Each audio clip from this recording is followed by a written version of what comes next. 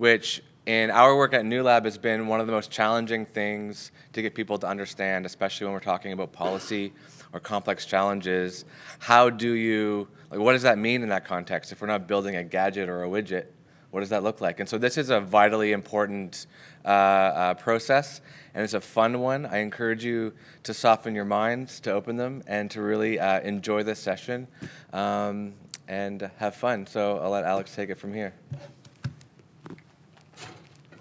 Thanks, Nick. Okay, so you've got me back again, so thanks for sticking around. So yeah, we're going to look at tabletop prototyping, which in design, roughly, Hillary kind of gave you a fabulous introduction yesterday to design methodology. And I think of design as having three main phases. The first phase being ethnographic research, where you actually go out and get in the field and understand things. The second phase being a co-design, co-creation phase, where all the creative brainstorming happens. And the third phase being prototyping to come up with new ideas. And of course, the phase that nobody ever talks about, but is actually the most important one, comes after prototyping, is actually taking the success and the lessons from the prototyping and taking that to scale. So, so today we're going to focus in on this part of prototyping and see how this can actually apply to policy development. And we are going to have some fun along the way, because play enhances our creativity, and prototyping allows us to think with our hands, not just with our heads. So what makes a prototype good? Peter Coughlin from IDEO taught me that there are three things that makes a good prototype. It should be fast, it should be cheap, and it should be generative. I'm guessing the first two are pretty self-explanatory, and the reason we want fast and cheap is because we can do many iterations, which means the more iterations you do, the more you learn. Generative means that it's rich in learning. So we're prototyping not just to solve a problem, but to maximize our learning. And so if a picture is worth 1,000 words, a prototype is worth 1,000 meetings. And this graph explains why. Because if in any design project, over time, your number of design options decrease as you make decisions. And if you change one of those decisions over time, the cost of change tends to increase exponentially. So if we're doing a big, uncertain, innovative project, it's a good idea to convert as much of the uncertainty into risk as early as possible in the process, and that's where rapid prototyping can help us. Now, the way I described design to you earlier, ethnography, co-design, prototyping, may make you think that prototyping is the kind of thing you do towards the end of a design project. But actually, prototyping is integrated throughout the design process. This is Apple's famous picture of the design methodology. And so starting at the fuzzy front end and working through to the elegant simplicity. Prototyping is useful throughout the process, but it has a different purpose.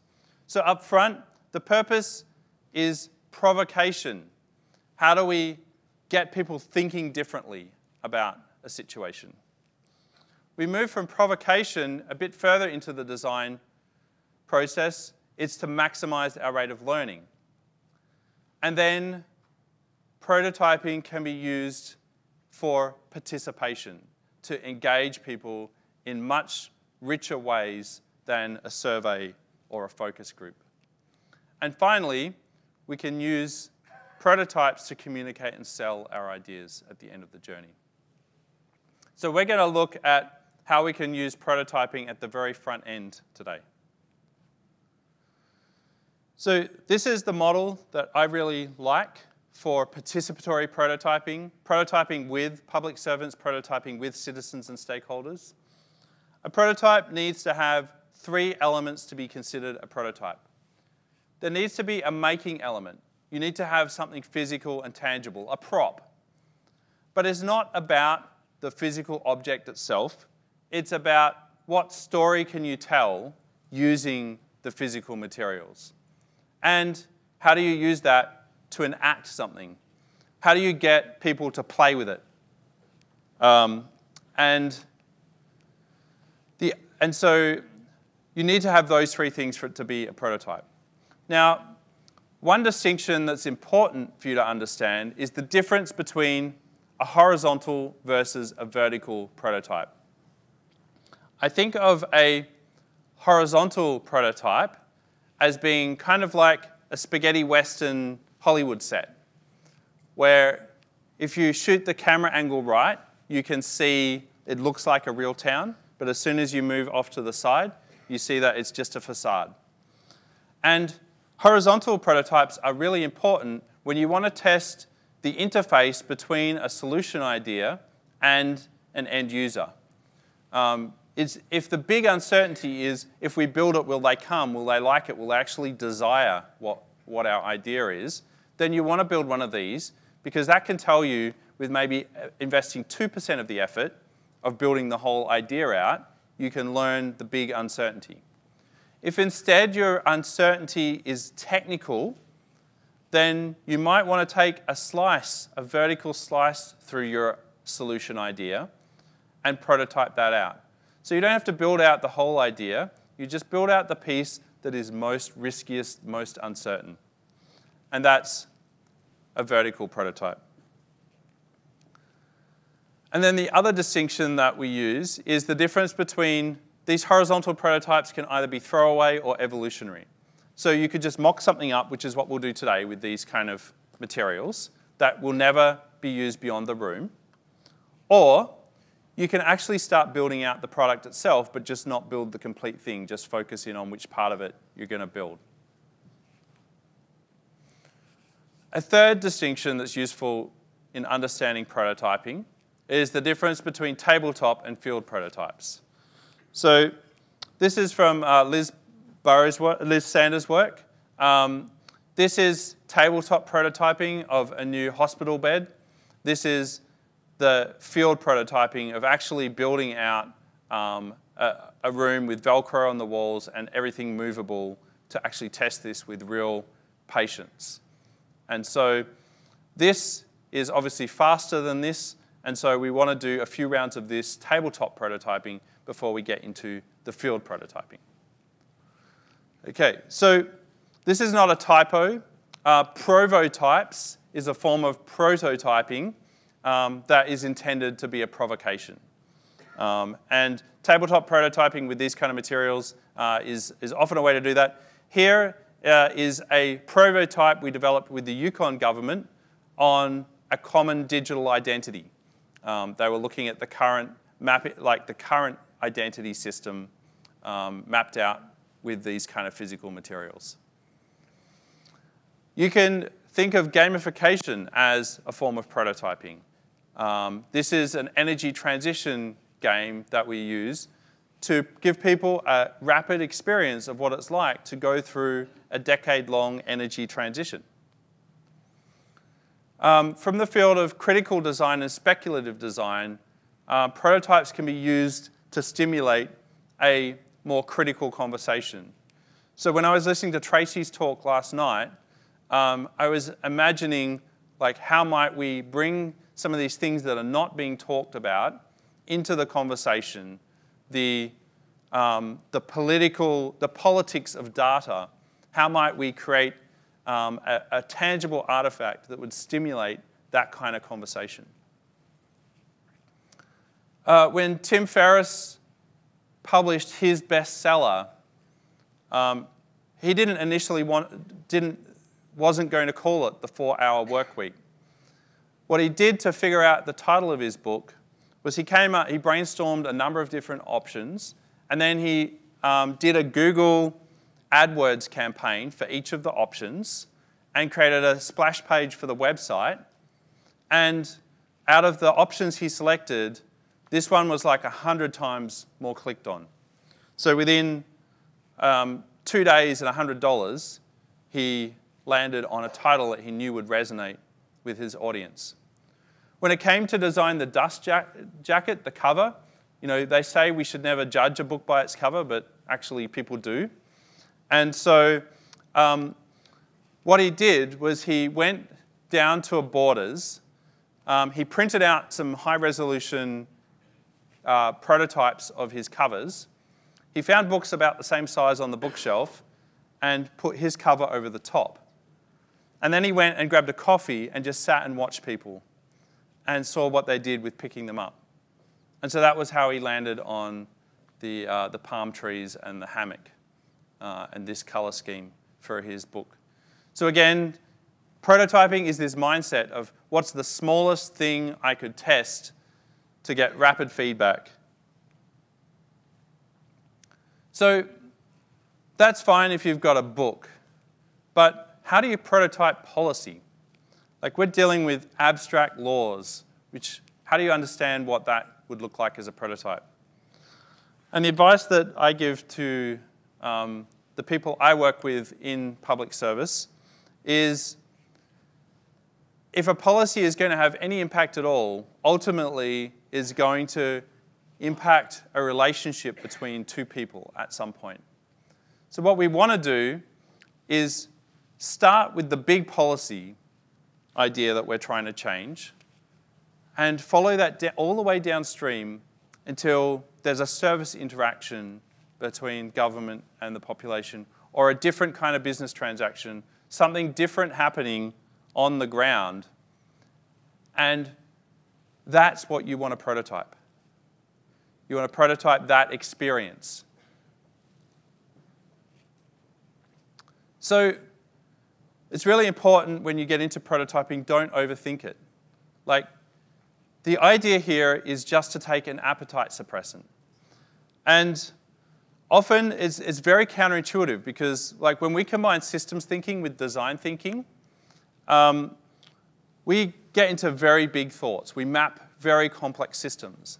And it seems counterintuitive to take a very tiny fraction of that and then work with that. But that's actually the way that we learn fastest, and that's the way that we reduce uncertainty the easiest. Okay, so that's enough theory. We want to get into the practice of doing this. To do that, you're going to have to form into tables. So I want people to collapse into tables so that every table that we're working on is full. We also don't want too many laptops and other things on the table. And we're going to, once you've found a table, you're going to come up and collect some prototyping materials so that we can start to experiment with this approach. And I've got the team from New Lab here. They're going to help to facilitate us through this process. So move to your tables, and I'll put up the instructions for us. If you're sitting by yourself, please do join a group. Please try and get full tables. Great. Just grab some stuff. Yeah, grab some stuff. Cool. Don't steal all the cool stuff. No, I won't.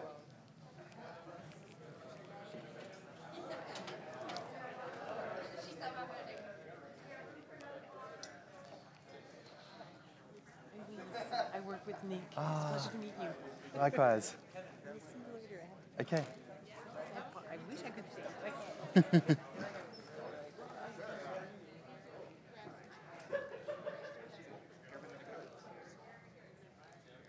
There is some urgency to get to the prototyping supplies before all the cool stuff goes away. So once you have a full table, suggest you quickly go and raid the supplies. While you're sending somebody out to gather some supplies for you, at your tables, I want you to quickly share if anyone has a project you're working on where you think you might have a high potential, innovative solution that also has some high uncertainty. What would that be? Something that would be a good candidate for the group to test and prototype. We'll give you 5 minutes to have that conversation.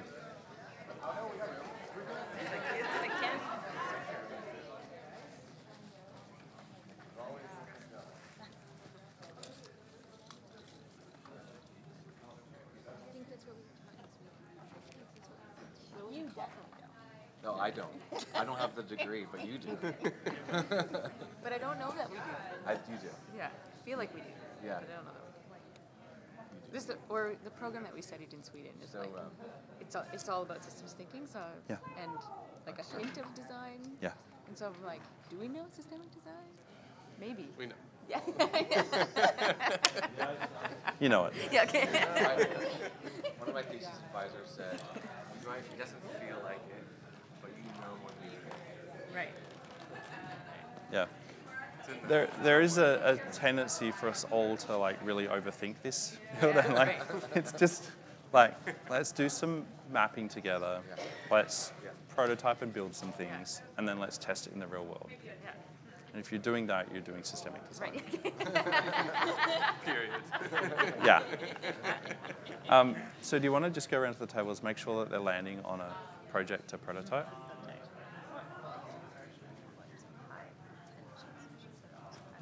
Give them about 3 more minutes to land on this.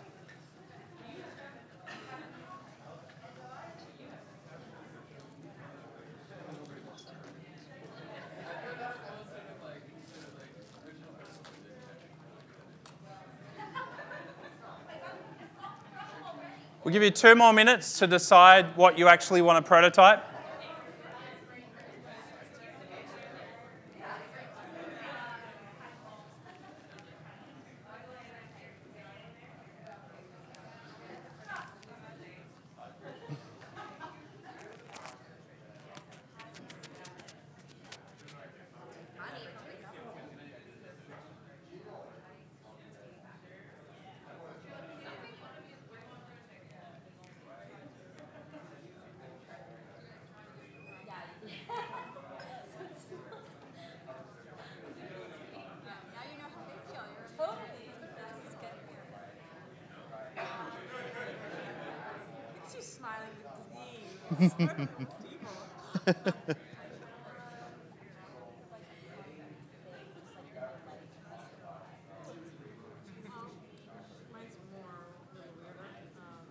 Weird is good. I like weird. Well, it is weird to me. So, one of the things that I'm sort of tasked these days is to figure out how to start digital transformation within all industries. Given the skills to do it themselves. Kind of like what you did. So, the one first thing that we told you is let's create job descriptions.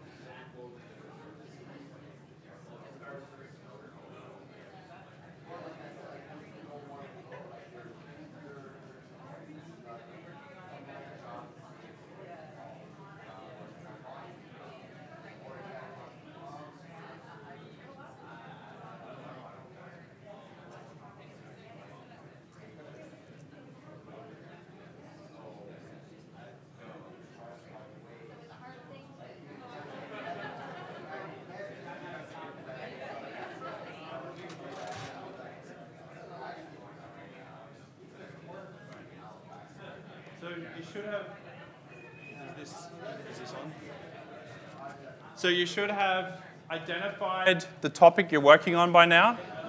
We want you to spend most of your time doing the prototyping, not talking about prototyping. So if you haven't landed on what you're going to prototype, you've got 60 seconds more to decide that. After that, I'm going to steal a rule from my New Lab colleagues, which is that once you've decided what you're going to do, you're not allowed to talk unless you have an object in your hand that you're adding to the prototype. That will make sure we don't just sit around and talk, but we're actually building and making things with our hands. So 1 more minute to decide, and then that rule kicks in and you have to be prototyping and building if you're going to be talking.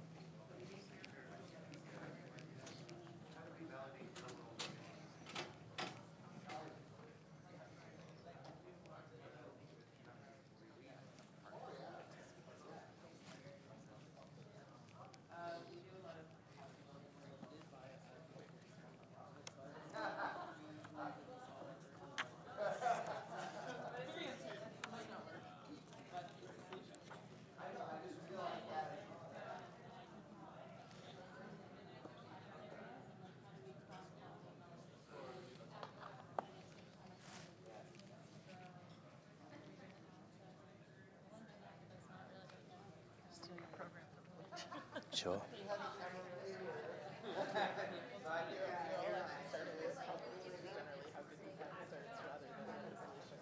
really like yours. Oh, yeah, thanks.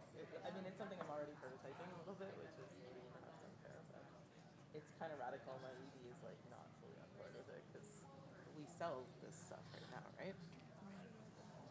But I think it will lead to way more lead generation in the long run. Are you decided? Nope.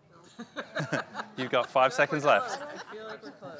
Let's not be too Canadian, too polite about this. Make a decision.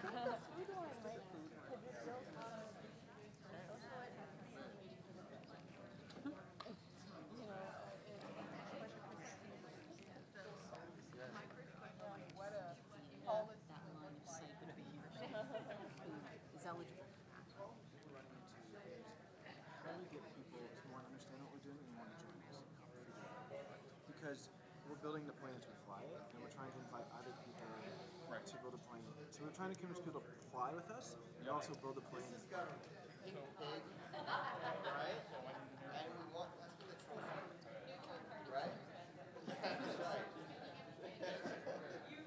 So the public service as it's viewed today.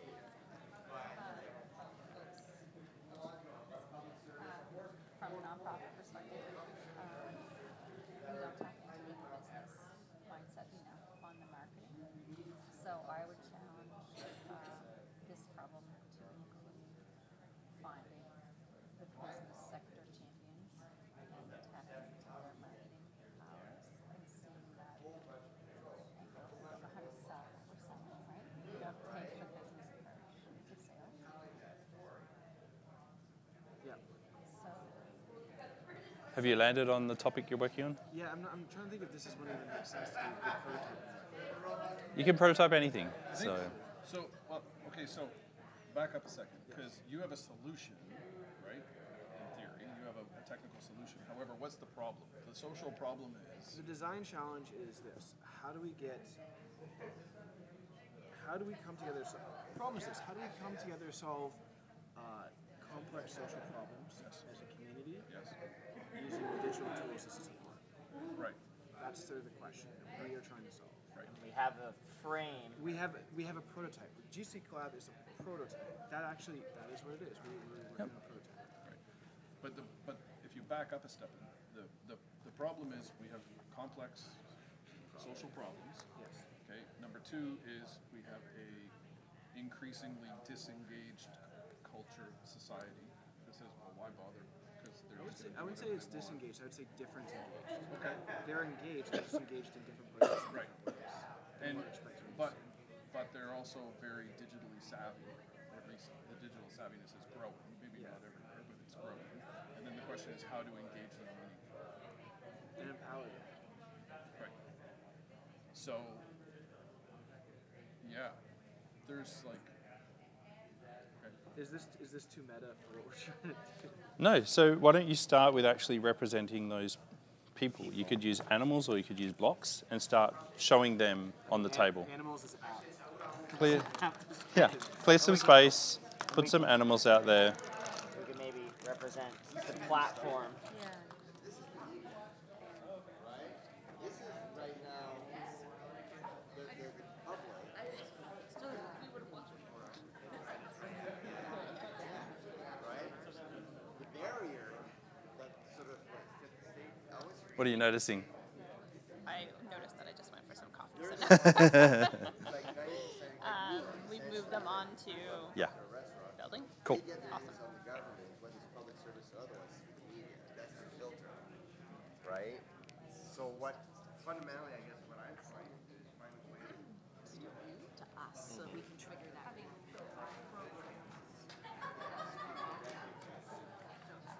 I don't want to say outside but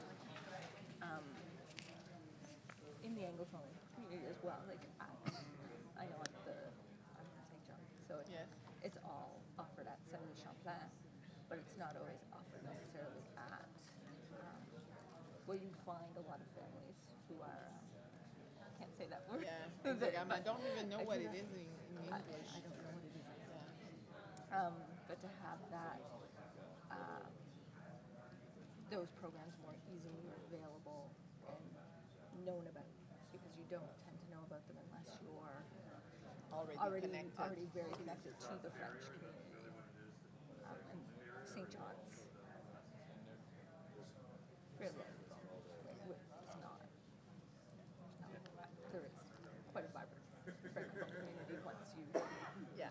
So we need more means of communication with the Anglophone community on those opportunities. On those opportunities. Yeah. I think I live in Rothsay, St. John too. I think the only challenge with that is the Francophone community. If we start, I guess, integrating a lot of Anglophones into that community, then I think you'll see a lot of English just kind of conversation happening between the kids. And I think that from the Francophone community, they want the kids to be able to practice kind of French, and it's how do you maintain that, but also kind of integrate. Yeah. It's a wicked challenge. Yeah. So I want you to focus on using the physical materials to actually create a representation of the problem and maybe start playing with different solutions that you might test. Okay, we can represent the problem before we Yeah, to go for it. Yeah, prototyping. sure. Yeah. It's just like thinking with your hands, using the materials, creating something that shows the problem and then how you might be wanting to intervene in this. Using that as a prop to have a conversation, tell a story. I was putting dots on this because the strategy is very comprehensive and multifaceted and touches many That's great. different policy streams. Yeah.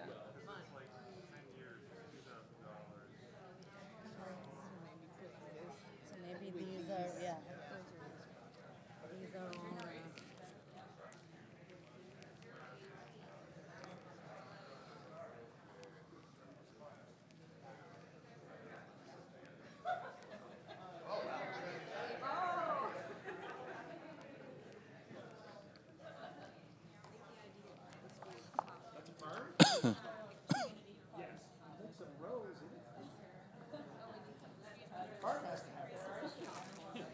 So I think the uncertainty we're testing is basically the level of danger.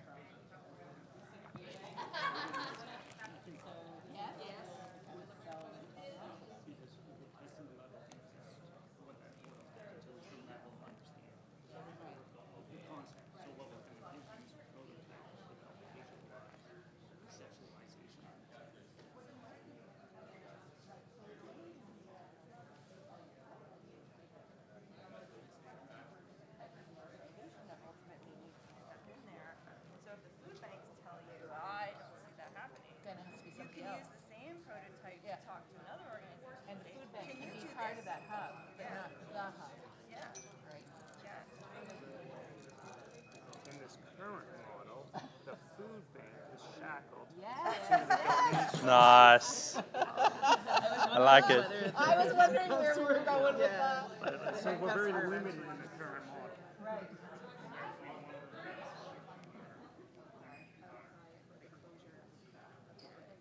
With knowledge that they don't necessarily know Like my work is done. how bridges get built versus how they get diffusion versus how they get impacts. Like really, the regular village isn't going to know all the stuff that you would know, right? Public relations.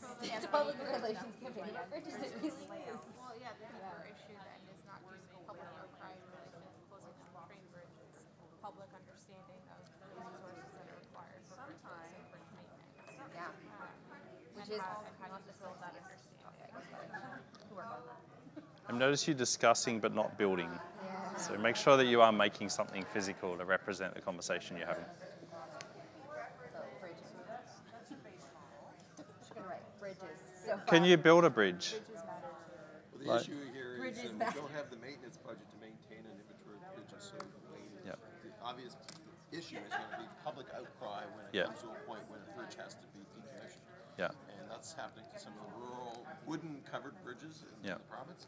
And there's outcry when those things happen. So Yep. I think the problem we thought we'd address is making sure the public is informed. Yeah. So there's no surprises when these decisions. So You got to throw it in the Now I've done something. touch the thing. So I would try and build, like, use the little cups and some paper to build an actual crumbling bridge, and then show the communication side of this as well. Like, where is the communication system? Where is the public? You're going to want to show these different elements of the system. That looks like a good public right there. Look at all those people. Yeah, that's great. I was going to say that this could almost be your bridge because it's like a black and white photo, and it's, you know, everybody loves the train bridge because it's part of their history as far as I'm assuming this because I'm from away, so I don't know. But you know, this is the historical representation of what people have in their mind when they think of the train bridge and how important it is. And this is what it looks like in 2045 when it starts to crumble apart. Yes. Cool.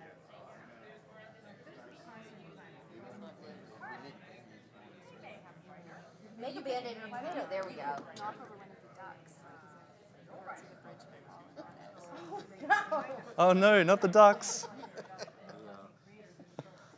We're not in Quebec where the bridges are crumbling. Yeah, we're doing okay, really, but. That's because in Quebec we pay the mafia to redo our bridges. I can say that. I'm from Montreal. I can say whatever I want. I just watched that TV series, Which one? the One about the Bad the Blood. Montreal Mafia? Yeah. I haven't seen that. Yeah, it's good. Yeah. I just have a lot of friends whose family were in the Montreal Mafia, so it's decent in a sense. It's pretty common. It's not like it's, you know, everybody knows somebody in the Mafia in Montreal. So.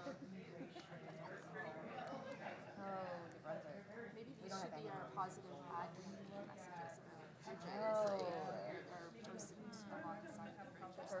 Communications plan. Yeah. So how are you going to represent the different communication channels to the public? Have you got a website? Have you got... So we need to make sure that it's both digital and non-digital.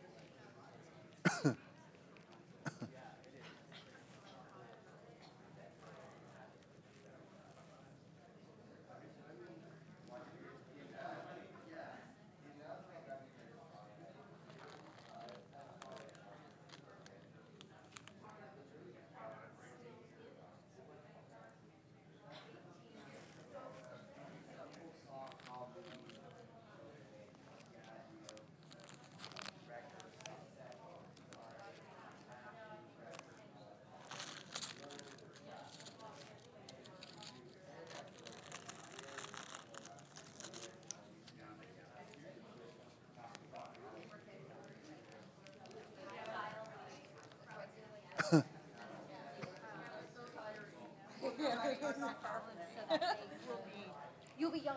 Yeah, actually, I had Pop a sticks are great for conversation- building bridges, and you might want to do communications with some kind of string and stuff. Shall we And made like a board? maybe some of you people are in the big bit, but maybe there are some more diverse people that are harder to reach.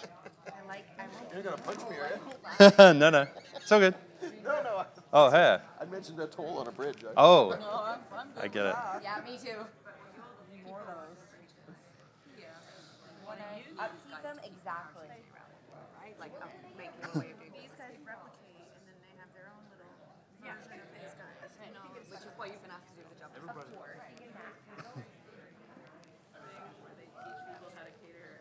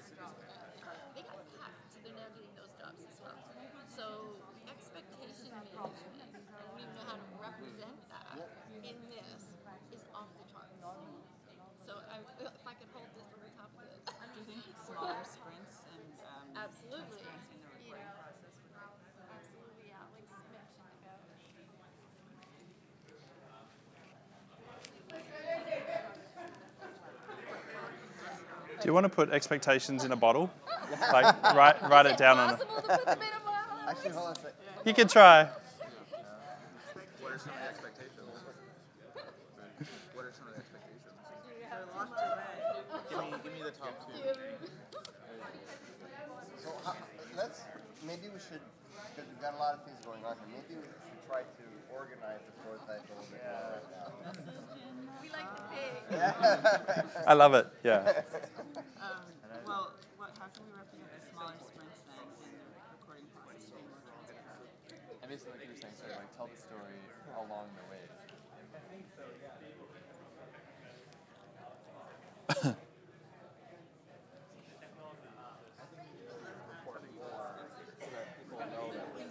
About it, we're like, yeah, so we need to put a couple more steps. Sprint. Yeah, you want your sprint to be cycles that spin, don't you? Yeah,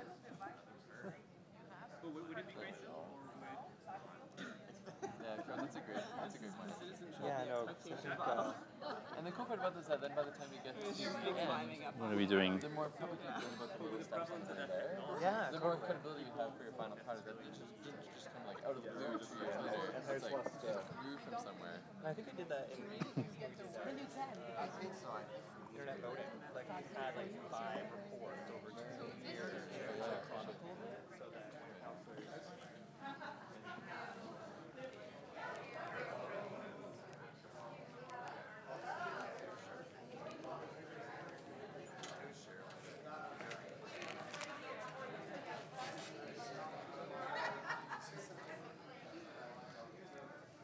This is your 5-minute warning. In 5 minutes, ready or not, we're going to ask you to share your prototype with another table. We do that to get feedback so that you can learn and iterate on your prototyping. So you have 5 minutes to get it to the point where you will be able to brief this to another table.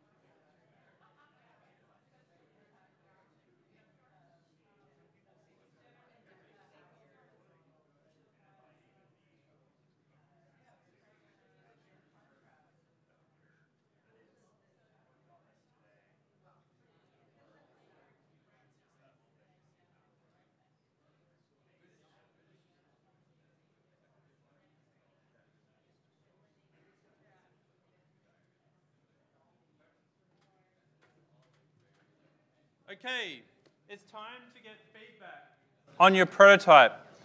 And this is actually the most important part of prototyping, is you build something in order to get a better quality of conversation happening with end users. Now, we don't have any citizens or end users here ready for us, so what we're going to do is we're going to use the other tables to listen to the feedback. So we're going to group 3 tables here, and then we're going to pair up these 2 tables and those 2 tables at the back, and you're going to quickly pitch in under 2 minutes your prototype to the other group. And so just explain what it is that you've got there, 2 minutes to explain the prototype, and then the visiting groups are going to ask you some questions, they're going to play with your prototype, they're going to offer you suggestions. Now, remember I used the definition of a good prototype: quick, cheap, and generative. So generative means that it is going to be rich in learning. Now, if you sit there and you defend and explain everything about your prototype, you're not learning anything. The key thing about this is how do you let that initial provocation that you've created allow the other group to provide you with some useful suggestions. So if they ask you a question like, well, how is this communications plan going to work? Do the classic psychologist trick and turn it back on them. How do you think it should work? So that you are learning from your end users rather than you defending and explaining your prototype. So listen for feedback. Don't defend or explain.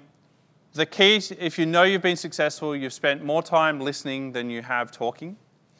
And once you've done this quick round of feedback from the other users, you're going to go back to your prototype and you're going to refine it based on what you've heard. Okay, so at this stage, we'll get the back table there and this table together around the front table here. If you want to get started with pitching out, and if we could have this table move across here and listen to this prototype, and if we could have that table, yeah, the bridge table move across to the second table. Let's do the 2-minute pitches.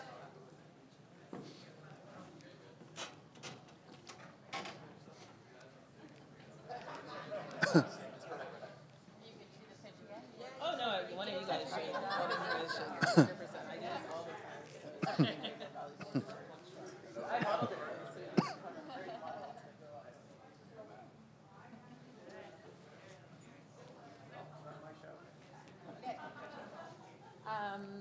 So the description of our issue is food banks that have limited services and big challenges in terms of volunteers and getting enough food and enough money.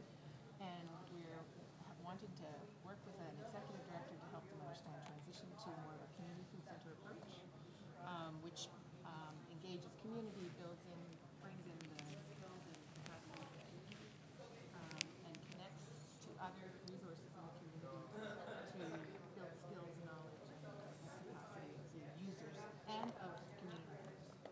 So it's opening it up. Who's in the middle? Who's in the middle? So that's the Well, food bank executive director. it is the food bank. So this is one food bank, and they're locked up. Okay. Yeah, that's right.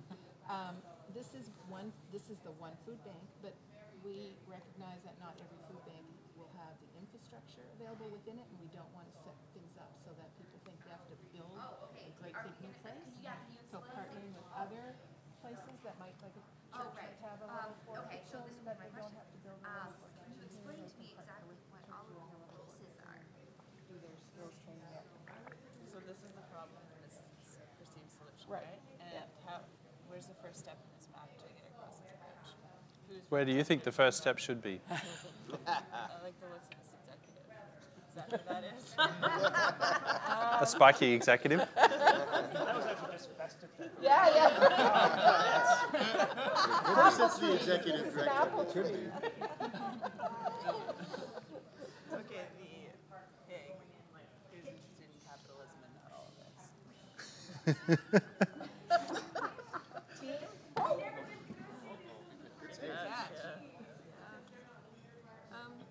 Well, the animals, I think, were represented. And the fact that they could create their own food. So the eyes were supposed to represent that they're seeing a difference, they can make a change, they can learn new skills perhaps to expand their options for food, which included farming. And to support this transition, the idea of under Buck was to prepare a video to help educate or do a field trip to help educate one other food bank to this idea. The problem we started with wasn't exactly building the community food center. It was getting the executive directors of the existing centers to share the vision of what it could be. So, it's not building, so this was the model that they're currently operating and trying to give them a vision of what it could be and overcome any reticence. So a question for the other group. How would you build on this idea? How would you make this idea better? What suggestions or ideas do you have? Maybe like what would that field trip look like? Or what other kinds of mediums would get them excited? Yeah, what characters would sit on that bus to make it most impactful? Yeah. And what would you show on the field trip? Instead of like one executive in their own tower, you might want to look at having executives working together, like having not just between the food banks, but also have some council-ish things so that you have some coordination outside of just communication. Great. I think too, like doing that in a way where it's as close to the actual beneficiaries as possible, like rather than having a committee meeting of food bank executives in some far off place to do it where people are, so they see it firsthand. Like a field trip as sort of like have the regular council meetings in food banks while people are receiving food, so you combine like first-hand experience with those coordination meetings. Wow. Something. Just where you place it, basically. Any other ideas that you would brainstorm to make this better, help them upgrade their concept? I just wonder where the citizen is in this picture. Well, that's these unhappy cubes, cylinders. They're all equal. All the yellow dots and shapes. See, and the happy little cylinders. Happy what? The happy cylinders. That's a good innovation. They got happy faces. Energy class is there. And that was one of the things we talked about was in this model, there's just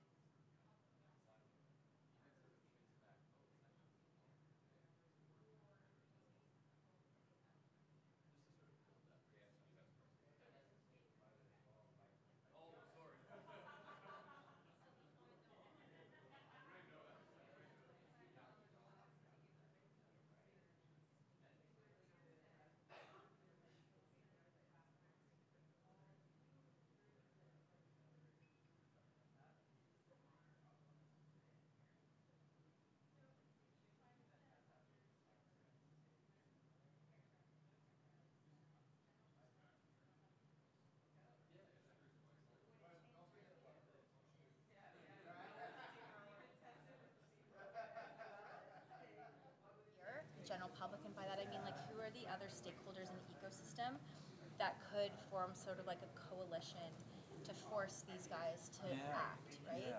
So custodians are awesome, but like, is it the active transportation people, for example, who are, hey, I use this bridge every single day. It's part of our like active transportation. Is it health officials who are like, you know, I feel like this group could be enhanced to put pressure. Yeah, no question. There could be representations from industry, from active transportation groups, community. Yeah, the community who would form a broader group of stakeholders that would lead these town halls.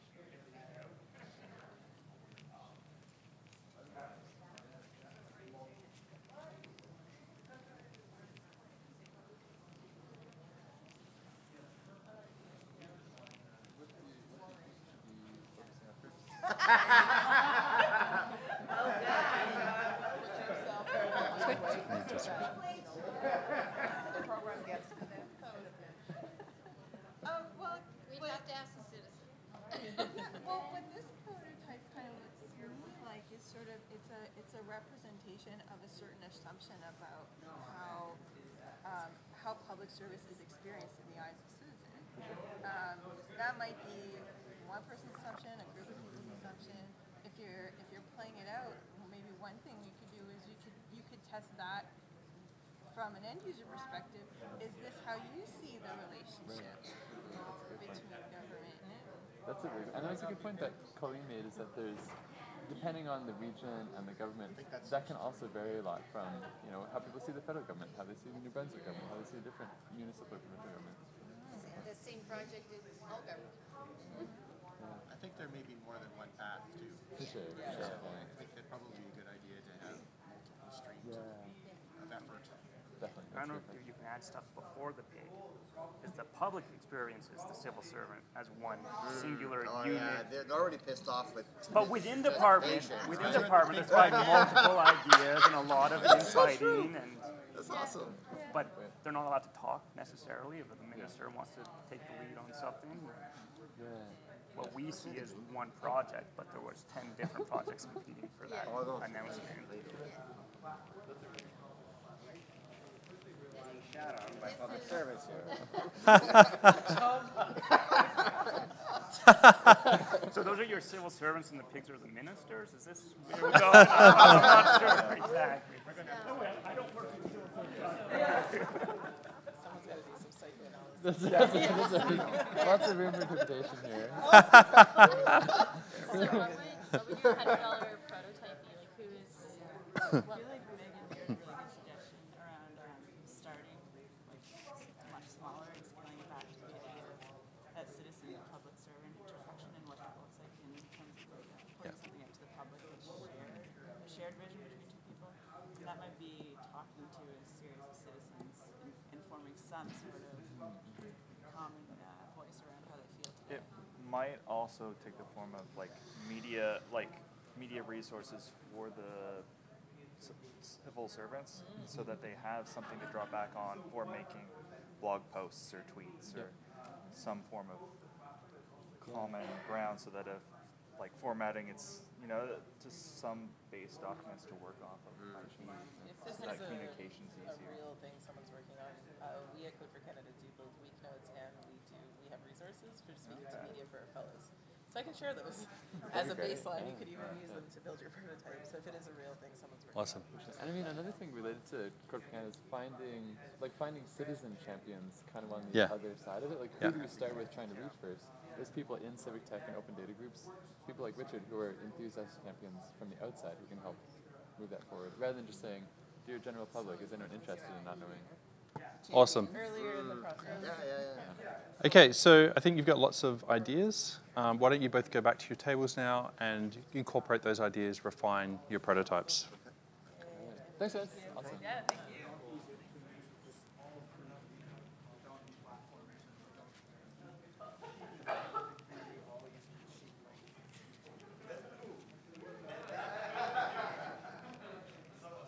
Like, creating a faux crisis before it actually happens to be a bad thing. Because right after a crisis would actually be the ideal time to have this conversation because everyone's worked up. We Like usually after don't the need ice to have storm. to create a false crisis. You get enough fuel around the problems at any one time. Well, what I just These are similar issues that I've worked in. What I'm kind of thinking when you said Save that the though bridge was like the NB power Hack the with the bridge. dam, right? So people had a vested interest because I live up there, I have a cottage up there, and if they get rid of the dam, there'll be no water, and I'll lose my property value. But there were other people interested too that weren't necessarily emotionally attached to it, but were looking at financially what's the best option. So that was kind of when we identifying those different stakeholders depending on their motivations. So I'm going to ask you to go back to your tables now. Sorry to cut you off. I know. Please share your idea and then go back to your tables and use that feedback to refine and iterate. So I started exploring meetups to find out more about information. And there are a lot of meetups in Ottawa. But there are meetups here too. Yeah.